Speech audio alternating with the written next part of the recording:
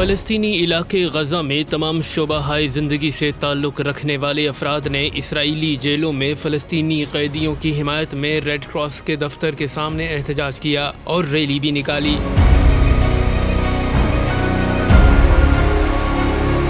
मुजाहिरीन ने सहूनी जेलों में फ़लस्तीनी कैदियों के साथ रवा रखे जाने वाले गैर इंसानी सलूक के ख़िलाफ़ एहतजाज किया। वाज़ेह रहे गासिब सहूनी इसराइल मकबूजा इलाक़ों से बिला वजह सैकड़ों अफराद को हर माह गिरफ्तार कर लेता है।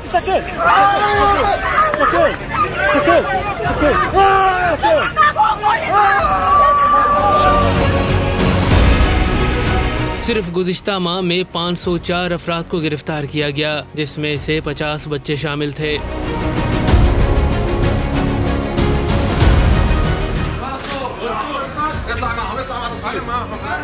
इन कैदियों पर ना कोई केस चलाया जाता है और ना ही कोई जुर्म साबित किया जाता है, और सितम बालाई सितम ये कि इन कैदियों के साथ गैर इंसानी सलूक भी रवा रखा जाता है। आलमी अमन और इंसाफ के नाम निहाद अलमबरदारों को चाहिए कि इंसानी हकूक़ की इन खिलाफ वर्जियों और इसराइल की इंसानियत सोच कार्रवाइयों को रोकें और अमन की बहाली में अपना किरदार अदा करें।